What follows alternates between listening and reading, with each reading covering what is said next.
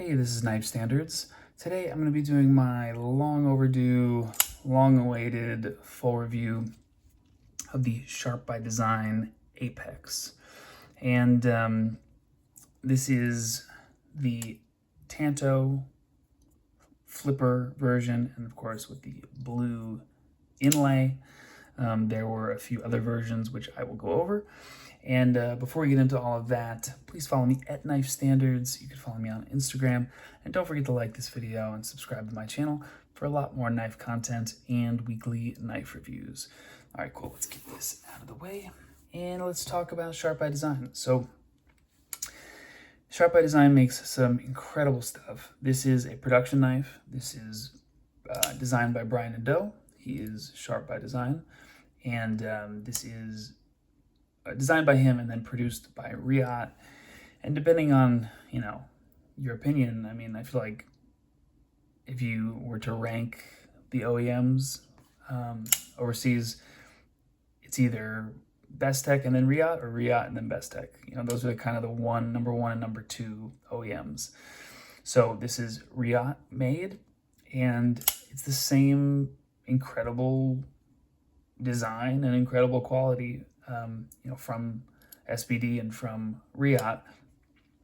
One interesting thing to note about this knife and about this design is it is still available, which is very unusual. So you can actually still get these, at least at the time, at the filming, during the filming of this video. It's, what is it, like, yeah, it's mid-January-ish, and you can get these. They're available online. I don't know what dealers exactly, but usually when you have a Sharp by Design knife or Sharp by Design, they sell out super quick. You kind of have to catch the drop at the right time. They're really tough to get on the secondary, but I've seen quite a few of these pop up on the secondary, and they are still available from dealers.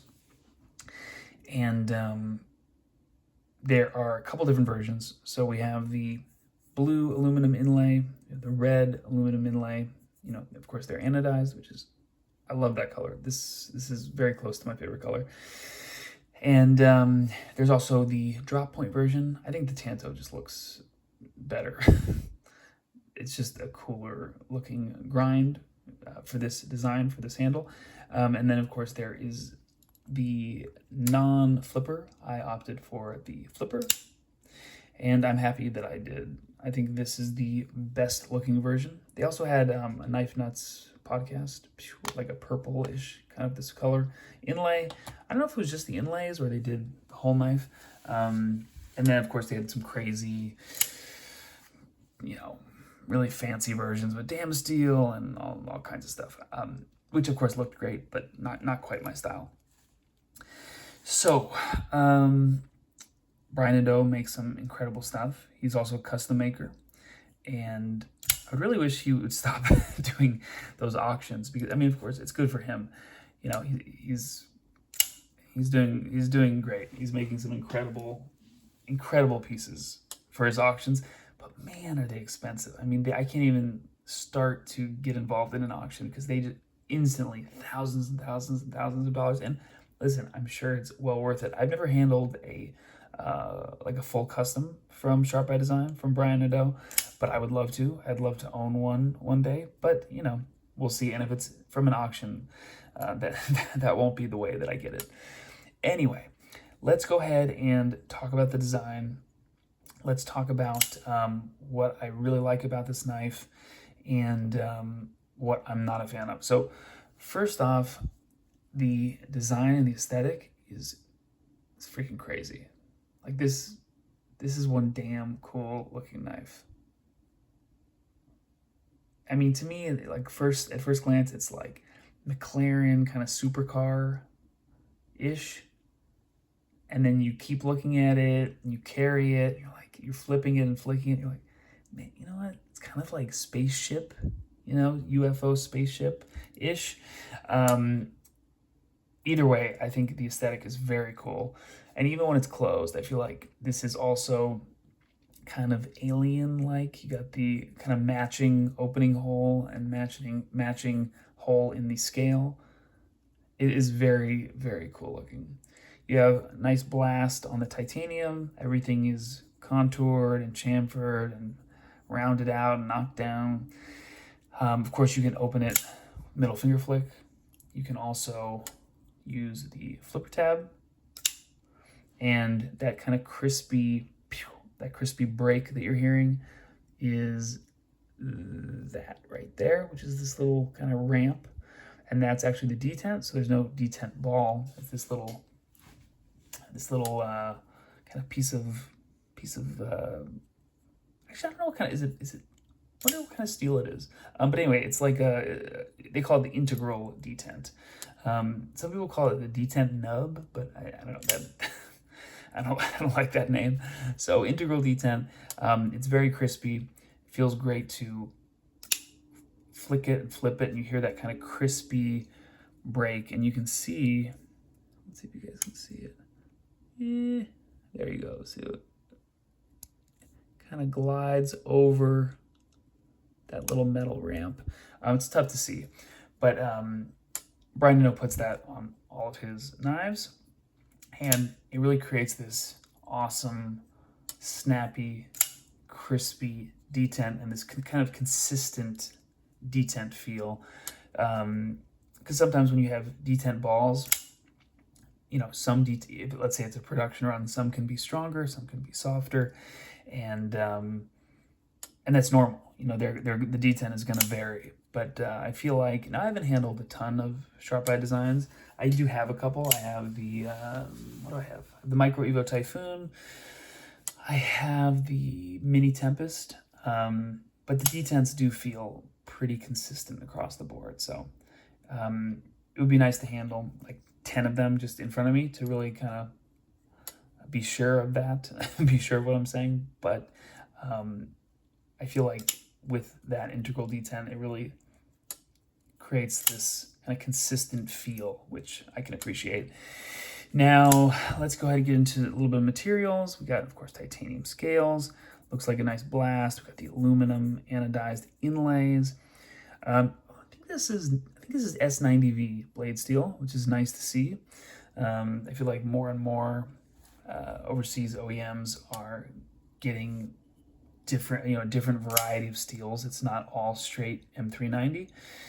And there's nothing against M390, but when every single knife is in the same steel, it gets a little monotonous.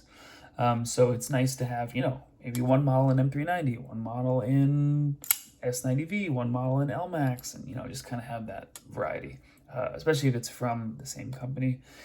Now, let's go ahead and talk about, we'll talk about ergos, we'll talk about action in just a second, a little bit more in depth, but let's go ahead and get a, quick size comparison.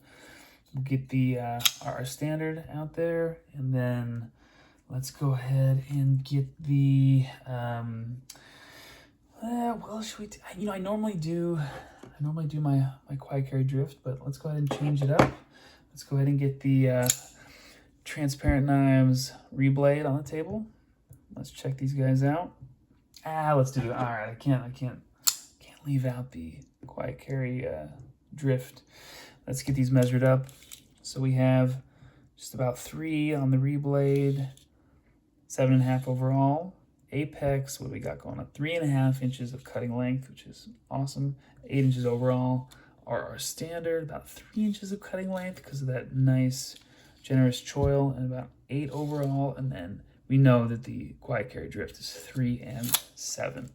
So we'll get this out of the way. And yeah, these are actually, similarly sized. Not bad. Not bad at all. Man, I'm enjoying this. Whew. Incredible knife. All right, so take one more look at that. All right, cool. We'll get the RR standard out of the way. And of course, these are available on my website, knifestandards.com. Feel free to check them out. I have to adjust this real quick. There we go. Feel free to check them out, knifestandards.com. are our standards. I have some available right now. So I'll put that to the side, and let's continue our Sharp by Design discussion. So action, the middle finger flick feels really crispy, that on the stronger side. Kind of really, you have to, boom, really flick it out and break that detent. Feels good, not too strong. And then the flipper, nice and crispy. Feels good for a flipper, I like it. Is it, Holt haptic level? No, but that's okay. Not a lot of knives are. What's interesting is that it doesn't feel as snappy as, for whatever reason, I don't know, it doesn't feel as snappy as the Micro Evo Typhoon. I feel like that is the ultimate, at least the ultimate Sharp by Design flipper that I have experienced. Can I fail this knife? Yes, but I'm really trying hard to fail it. So it's not a big deal. It's not a deal breaker for me. If you do, an intentional flip, there's no problem. Feels good. Now, the only thing I really don't like about this knife, which we'll just spend a minute on, I'm not gonna go over it again and again. I'm sure you guys have guessed. It's the clip. And listen, I knew this knife had the clip when I got it. I knew it had the same clip. For some reason, he puts the same clip on all of his knives. And I get it. Maybe he really likes this design. I don't know, but we'll talk about ergos in a second. And it just really affects the ergos in a negative way. I feel like this knife would be one of the most comfortable knives that I've handled so far. I want to say this year, but I'm not talking about 2023. Even the last 6 months, because it's so contoured and smooth and nice. But then you have this just sharp, this is sharp. Sharp tip of the clip, and it kind of pinches, personally, my hand, pinches, it feels like it doesn't fit. It feels like someone put the clip on and it doesn't really belong with the rest of this design. I don't know, tell me what you guys think. Does that belong? Even aesthetically, I feel like no. Now, what's another option? Well, maybe something really simple and kind of minimalist and straightforward. I don't know. I don't know what the solution is, but this ain't it. It really, I'm tempted to take off the clip and just not have a clip and just feel how comfortable it is, because I would bet you guys that it is incredibly comfortable without the clip. Anyway, I'm not gonna spend a lot of time on it. I knew it had this clip when I bought it, not a big deal, but if it had an improved clip or a different clip, I feel like that could really boost this knife to the next level.